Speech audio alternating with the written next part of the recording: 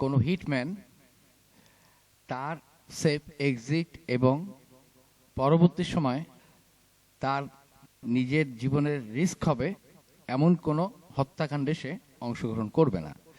একজন হিটম্যানের যে হিট করার যে প্লেসটা, সেখান থেকে তার এক্সিট দরকার হয়। এর পরের যে এক্সিটটা লাগে সেটা হচ্ছে আইন শৃঙ্খলা বাহিনী এবং লোকচক্ষুর অন্তরালে চলে যাওয়ার এক্সিট, অর্থাৎ দীর্ঘমেয়াদী একটা সেফ এক্সিট, দীর্ঘমেয়াদী একটা সেফ হাউস। সেটা অঞ্চল হতে পারে, বাসা হতে পারে, বা ভিন্ন দেশ হতে পারে। আরেকটি যেটি লাগে সেটি হচ্ছে যে যদি এটা এক্সপোজ হয়ে যায় তাহলে ল অ্যান্ড অর্ডার এবং বিচারের হাত থেকে তাকে রক্ষা করবে কে, বা রক্ষা পাওয়ার সুযোগ আছে কিনা, এতটুকু জিনিস কেউ প্রফেশনাল হিটম্যান হলে তারা বিচার করবে। হাদির ক্ষেত্রে যে ঘটনাটি, হাদি 24 পরবর্তী বাংলাদেশের একজন রাজনৈতিক স্পোক্সম্যান এবং সত্য কথা বলা ব্যক্তি। তাকে গুলি করে হত্যা করলে এটা যে একটা চাঞ্চল্যকর ইস্যু হবে, এবং সেখান থেকে তাকে একজন হিটম্যানকে ওই টাকার বিনিময়টা করে তাকে যে বাকি জীবন জেলে থাকা লাগতে পারে, অথবা লাইফ থ্রেটিং একটা বিষয় হতে পারে, এটা একজন প্রফেশনাল হিটম্যান বুঝবে। তাহলে তাকে এমন কোনো আস্থাভাজন সংস্থা শক্তি লাগবে যারা তাকে রক্ষা করবে, এবং এই পরিমাণ অর্থ তার পাওয়া লাগবে যে অর্থটা প্রয়োজনের থেকে বহু বেশি। তার মানে পর্যাপ্ত অর্থ সরবরাহ, safe passage, safe exit and আইন শৃঙ্খলা রক্ষাকারী বাহিনী এবং বিচারের হাত থেকে তাকে রক্ষা করবে। গত ফেব্রুয়ারিতে তার জামিন পাওয়ার যে পদ্ধতি, যেভাবে সে জামিন পেয়েছে, যেখানে একজন রাজনৈতিক নেতৃত্বের একজন অংশ, অর্থাৎ বিএনপির একজন আইন উপদেষ্টা, সে সরাসরি এখানে যুক্ত ছিল। তার মানে বর্তমান বাংলাদেশের রাজনৈতিক শক্তি তাকে সাহায্য করেছে। শুধু রাজনৈতিক একজন অ্যাডভোকেট সাহায্য করলে তো একটা ডাকাতি মামলা এবং অস্ত্র মামলার থেকে এক মাসে মুক্তি পাওয়া সম্ভব না। এই সাহায্যটার ব্যাপ্তি হতে পারে আরো গভীরে। তার জন্য অ্যাডভোকেটই কাজ করুক বা অন্য কোনো শক্তি কাজ করুক, অর্থাৎ বিচার বিভাগকে প্রভাবিত করার মতো ক্ষমতাও শক্তিটা থাকতে হবে। তার মানে বর্তমান সিস্টেমের একটা অংশ তার হয়ে কাজ করছে। এটা শুধু একজন অ্যাডভোকেটের পক্ষে সম্ভব না। বর্তমান সিস্টেম বলতে বর্তমান সরকারের একটা অংশ থাকতে পারে, বর্তমান ইন্টেলিজেন্সের একটা অংশ থাকতে পারে, রাজনৈতিক দলগুলোর ভিতরকার কোনো অংশ থাকতে পারে, যারা তার হয়ে কাজ করছে। এবং এই কাজ করার বিষয়টা নতুন না, এই সংযোগটা আগে থেকে স্থাপিত হয়েছে, এবং এই সংযোগটা স্থাপিত হয়েছে বলেই ফেব্রুয়ারিতে সে মুক্ত হয়েছে। কাজেই বর্তমানে তাকে ধরার জন্য যে 50 লাখ টাকা ঘোষণা করা হয়েছে, এটা এই 50 লাখ টাকা ঘোষণাটাই প্রমাণ করে যে সে ধরাছোঁয়ার বাইরে। যত দ্রুত ঘোষণা করা হলো, সে যে ধরাছোঁয়ার বাইরে চলে গিয়েছে এবং তাকে ধরাছোঁয়ার বাইরে রাখা মতো সক্ষম শক্তি এই কাজে সাহায্য করেছে, এটার মধ্যে কোনো সন্দেহ নাই। এখন এরকম সক্ষম শক্তিটা কি হতে পারে? এরকম সক্ষম শক্তিটা কিন্তু আম জনতা বা নাগরিক হতে পারে না। তাদের কোনো সরকারি সংশ্লিষ্টতা থাকতে হবে, এজেন্সিগুলোর সাথে সম্পৃক্ততা থাকতে হবে, এবং আইন শৃঙ্খলা বাহিনীকে ডাইভার্ট করার ক্ষমতা থাকতে হবে। সেটা রাজনৈতিকভাবেও এটা হতে পারে, রাজনৈতিকভাবেও প্রশাসনকে ব্যবহার করা যেতে পারে, কিন্তু অ্যাডমিনিস্ট্রেশনে এবং ইন্টেলিজেন্সে আইন প্রয়োগকারী সংস্থার মধ্যে তাদের ইনফ্লুয়েন্স থাকতে হবে। এবং এটা ছিল বলেই তাকে এই প্রকাশ্যে ভাবে মারা হয়েছে, প্রকাশ্যেই তো এটা মারা হয়েছে। এবং যে মেরেছে সে এটা জানে, যে সে নিশ্চয়ই এটা জানতো যে সে এতটুকু নাম পরিচয় তার প্রকাশ হবেই, কারণ সে হাদির সাথে পাশে বসেছিল দিনের পর দিন। এতটুকু জিনিস যে সামনে আসবে না, এটা ভাবার মতো নির্বোধ সে হবে না, হাদির যে সম্ভাব্য হিটম্যান। তার মানে সে এটা জানতো, it's also a part of the game. হতেও পারে মানে এটা যে সামনে প্রকাশিত হবে, এটা যারা তাকে নিয়োগ করেছে তারাও হয়তো জানে, এবং সেও হয়তো জানতো। মানে এই রিস্কটাকে সাথে নিয়ে সে সামনে এসেছে। নাহলে যে হত্যা করবে সে কিন্তু কোনোভাবেই ওই ব্যক্তির পাশে বসে দিনের বেলা হত্যা করবে না। সে তো দিন দুপুরে হত্যা করেছে, সে তো হত্যাটা হাদির পাশে বসে থেকেও করতে পারতো। হাদিকে বিষ খাইয়ে হত্যা করতে পারতো, তাকে ট্রাঙ্কুলাইজার দিয়ে হত্যা করতে পারতো, তাকে লোকচক্ষুর অন্তরালে হত্যা করতে পারতো, কারণ that guy was very close to হাদি।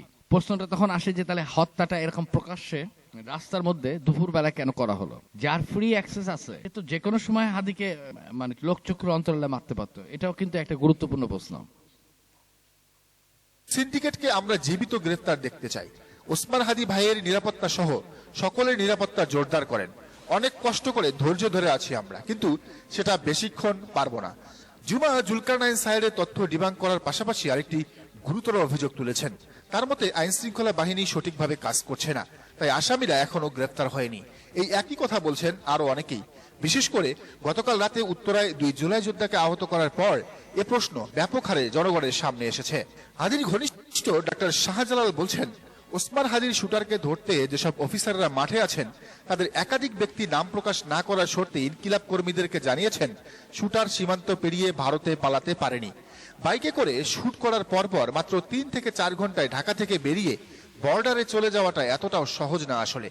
এর মধ্যে সিসিটিভি ফুটেজ শুট করার পর অতি দ্রুতই ছড়িয়ে পড়ে, যে কারণে কাজটা আরো কঠিন হয়ে যায় তাদের জন্য।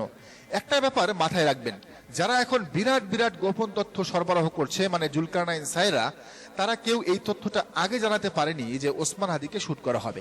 তার মানে এই সাহেরদের যা জানানো হয় তাই তারা জানে, যা জানানো হয় না তারা সেটা জানতে পারে না। অর্থাৎ তাদের তথ্য সরবরাহ নিয়ন্ত্রিত। তাদের সোর্স স্ট্রং হলে হাদিকে শুট করার আগেই তারা অ্যালার্টও দিতে পারতেন। ফলে গ্রেপ্তার না হওয়া পর্যন্ত কাউকেই বিশ্বাস করা সম্ভব নয়। এদিকে ইনকিলাব মঞ্চের সদস্য সচিব জাবের অভিযোগ তুলে বলেছেন, পুলিশ প্রশাসন, গোয়েন্দা সংস্থা কোনোটির উপরই এই ইন্টারিম সরকার তথা ইউনিট সরকারের নিয়ন্ত্রণ নেই। অনেকটা জোর খাটিয়ে, প্রেসার দিয়ে, জোরাতালি দিয়ে কাজ চলছে। যেখানে হাদির সকল সহযোগীরা নিজেরাই মানসিক দুর্দশায় ভুগছে, সেখানে প্রশাসন উল্টো তাদের কাছ থেকেই সহায়তা খুঁজছে, তাদের কাছে তথ্য চেয়ে বেড়াচ্ছে। এখন পর্যন্ত খুনিদের পরিচয়ে যে বের করা হয়েছে, অবিশ্বাস্য ব্যাপার হলো এটা পুলিশ, গোয়েন্দা সংস্থা কেউই করতে পারেনি। করেছেন একজন সাংবাদিক আর তার পত্রিকা। দ্য ডিসেন্ট নামক পত্রিকাটি ফয়সাল মাহমুদ এবং তার সহযোগী আলমগীরের পরিচয় সামনে এনেছে। এমনকি এই ফয়সালের জামিন করা উকিল বিএনপির ব্যারিস্টার কায়সার কামালের পরিচয় প্রথম সামনে এনেছিল দ্য ডিসেন্ট পত্রিকা। প্রশ্ন হলো, আইন শৃঙ্খলা রক্ষাকারী বাহিনীর বিশাল প্রযুক্তি থাকার পরও কেন তারা এসব বের করতে পারছে না?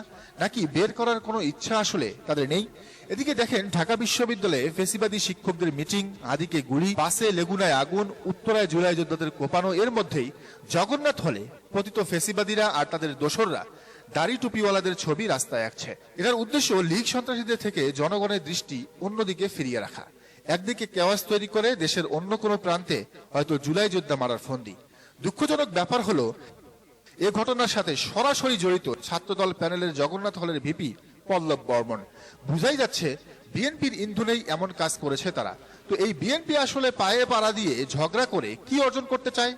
গত 1 সপ্তাহ ধরে নির্বাচনের তফসিল ঘোষণার সময় থেকেই একটা জিনিস খেয়াল করেছি, যে বিএনপি ঢাবিতে শিবিরের সাথে পায়ে পাড়া দিয়ে ঝগড়া করতে যাচ্ছে। এখানে হাদিকে হত্যা করা হলে অনেকের লাভ হচ্ছে। হাদি আজকে যেটা শিকার হয়েছে, এখানে অনেকের লাভ। হাদিকে হত্যা করা হলে 8 নম্বর আসনে যে নতুন চ্যালেঞ্জ একটা তৈরি হচ্ছে সেটা বন্ধ হয়ে যাবে। হাদিকে হত্যা করা হলে যে বিএনপির নেতারা কখনো বিএনপির প্রতিষ্ঠাতা জিয়াউর রহমানের নামে কথা বলে না, কথা বলার মতো তাদের যোগ্যতাও নেই, ইচ্ছাও নেই, তারা ভুলেই গেছে জিয়াউর রহমান কি ছিল। হাদি তাকে, সেই ব্যক্তিকে নিয়ে কথা বলতো, তাকে তার আদর্শ হিসেবে দেখিয়েছে।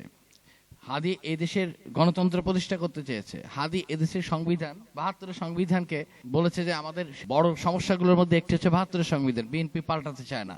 মানে হাদির কথার মধ্যে রাজনৈতিক দল বিএনপির যে দৈন্য অবস্থা, তাদের যে দৈন্য দশা, সেটি প্রতি মুহূর্তে সামনে চলে আসছে। এবং হাদি যে স্বরে কথা বলে, যে সুরে কথা বলে, সেটা মানুষকে অ্যাট্রাক্ট করে। কাজে আগামী ইলেকশনে হাদি যদি পার্টিসিপেট করতে পারে, সেই ক্ষেত্রে ওই 8 আসনে জিতুক বা না জিতুক, তার পার্টিসিপেশনই বিএনপির ইলেকশনে সার্বিকভাবে জেতা একটা বাধা হবে, তার মানে প্রত্যক্ষভাবে লাভ হবে।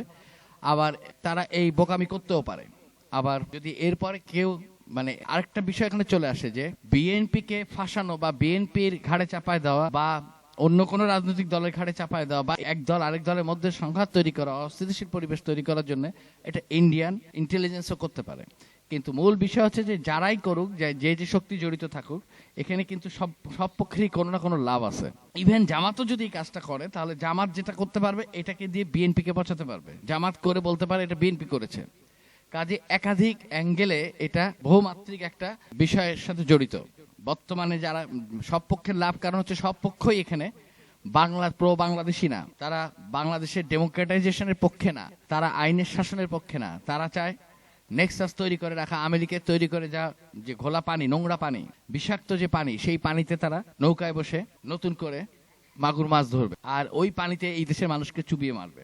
এটাই রাজনৈতিক যে আমাদের বর্তমান নেতৃবৃন্দ আছে তাদের চাওয়া, সেটা সেই চাওয়ার মধ্যে হাদি একটা তাদের জন্য একটা জীবন্ত, বলা যেতে পারে যে তাদের জন্য জীবন্ত প্রতিবন্ধক হয়ে উঠেছে। আর এই কারণেই ঘটনাটা এদিকে ঘটবে। আর এটাতে যে পুলিশ ধরতে পারবে না, জুলকারনাইন সাইকদের যে ইন্টেলিজেন্স, যে তথ্য সরবরাহ করা হতো, এই জিনিসগুলা কোনো বিচ্ছিন্ন ঘটনা না। এই ধরনের তথ্য ইন্টেলিজেন্স সংবাদ মাধ্যমকে দিয়ে দেবে। ইন্টেলিজেন্সের কাজ কিন্তু এটা না। এটা যখন তারা করে বাংলাদেশে, জুলকারনাইন সাহেব অথবা অন্য কোনো সাংবাদিক দিয়ে, উদ্দেশ্যটা হচ্ছে একটাই, যে এই ঘটনাটাকে তারা রাজনৈতিকভাবে, সামাজিকভাবে ভিন্ন খাতে ব্যবহার করতে যাচ্ছে। এটা কোনো আসামি ধরার ইন্টেলিজেন্স না, সত্য প্রকাশ করে ইন্টেলিজেন্স। এই যে ইন্টেলিজেন্সের নাম ছড়ায় আছে, তারা সব ইনফরমেশন দিচ্ছে। ইন্টেলিজেন্সের কাজ পাবলিককে এই ধরনের ইনফরমেশন সরবরাহ করা না, মানুষকে গুমরা করা না। এটা তো আরেক ধরনের গুজব। এরা প্র্যাকটিস করতেছে জনমতকে বিভ্রান্ত করার জন্য, উদ্দেশ্য সাধন করার জন্য। জুলকারনাইন সাহেব নামক লোকটা হচ্ছে সেই কাজে সহায়তা করতে। সে একজন পেইড পার্টনার বলা যেতে পারে অনলাইনে। সে সব কাজই করে। সে একসময় জোসেফ বাহিনীর সাথে ছিল, পরে হিসাবে মেলেনি। সে হয়তো সিআই এর মাধ্যমে আল জাজিরা এবং অন্যান্য সংবাদ মাধ্যমে যে নিজেকে বিক্রি করে দিচ্ছে, সে সাংবাদিক দাবি করে। অ্যাকচুয়ালি হু ইজ হি, সেটা জনগণকে খুঁজে বের করতে হবে। অ্যাগ্রেসিভ হয়ে উঠেছে। পাকিস্তানের পতাকাকে পদদলিত করা, জামাতের শহীদ নেতাদের ছবিকে পদদলিত করার মতো কর্মসূচি দিচ্ছে, যেন শিবির ওদের সাথে করে। ওদের উদ্দেশ্য অনলাইনে একটা ইস্যু দেখলাম যে বাংলাদেশে ঢাকা ইউনিভার্সিটি সম্ভবত মানে প্যাসেজে পাকিস্তানের পতাকা ফ্লোরে লাগানো হচ্ছে। এই মুহূর্তে পাকিস্তানের পতাকার উপর পাড়াতে হবে বাংলাদেশে বসে কেন? মানে এটা পরিষ্কার না। বর্তমানে পাকিস্তানের সাথে আমাদের কি এই ধরনের সম্পর্ক? কারা এই কাজটা করলো? এটা এখন পাকিস্তান শব্দটা এখানে ইম্পর্টেন্ট কেন? এটা কোন ধরনের মানে নিকৃষ্ট আচরণ, নোংরামি, বা আসলে বলার কোনো ভাষা নেই। মানে বাংলাদেশের রাজনীতি যে এত নোংরা, এত ঘৃণ্য এবং এত ঠুনকো, সেটা এই জিনিসটা দেখলে বোঝা যায়। আমি জানি না আসলে এই ছেলেগুলো কারা, যারা পাকিস্তানের পতাকা ফ্লোরে লাগাচ্ছে। আমাদের স্বাধীনতা যুদ্ধ হয়ে গেছে 50 বছরের বেশি সময় আগে। এই সময় এসে নতুন করে কোন হিংসা, ঘৃণা দেখানোর জন্য পাকিস্তানের পতাকাকে ওই পায়ের নিচে লাগাতে হবে? এই মুহূর্তে আমাদের পাকিস্তানের সাথে কি সম্পর্ক বা কি ধরনের সমস্যা আমাদের আছে? সম্পর্ক থাকার দরকার নেই, কিন্তু কোনো প্রবলেম কি আছে পাকিস্তানের সাথে? তাহলে পাকিস্তান কি আমাদের রাজনীতিতে যুক্ত কোনোভাবে? তাহলে তাদের পতাকা আর যুক্ত হলেও, সমস্যা থাকলেও, আরেকটা দেশের, স্বাধীন দেশের পতাকা আপনি একটা রাজনৈতিক সংগঠন হিসেবে কিভাবে একটা শিক্ষা অঙ্গনে বা কোথাও পাবলিক প্লেসে ফ্লোরে লাগাতে পারেন? এটা তো আইনগতভাবে একটা অবৈধ কাজ হওয়া উচিত। ফলে কিন্তু ওরা বিএনপির সাকা চৌধুরীর ছবিও আঁকতো, কিন্তু সেটা ওরা করে নাই। ওরা শুধু করেছে জামাত নেতাদের ছবি নিয়ে। মানে এদের উদ্দেশ্য একটাই, ঝামেলা করা। এদিকে হাদির উপর হামলাকারীদেরও জামিন দিয়েছে বিএনপির এমপি প্রার্থী কায়সার কামাল। বিএনপি চাচ্ছে যে কোনো মূল্যে নির্বাচনটিকে পিছাতে। এই কারণেই ঢাকা বিশ্ববিদ্যালয়ে একটা ঝামেলা তৈরি সহ একাধিক উস্কানিমূলক কাজ করে যাচ্ছে তারা, যেখানে সায় আছে ভারতের। কিন্তু তাতে কি কোনো কাজ হবে? শরীফ ওসমান হাদিরা যে ভারতের আধিপত্যবাদ বিরোধিতার জন্য জীবন সংকটে, সেই ভারতের স্বপ্ন এদেশের কোটি কোটি জনতা কি বাস্তবায়ন করতে দিবে? দর্শক, আপনার কি মনে হয় জানান কমেন্টের ঘরে। আর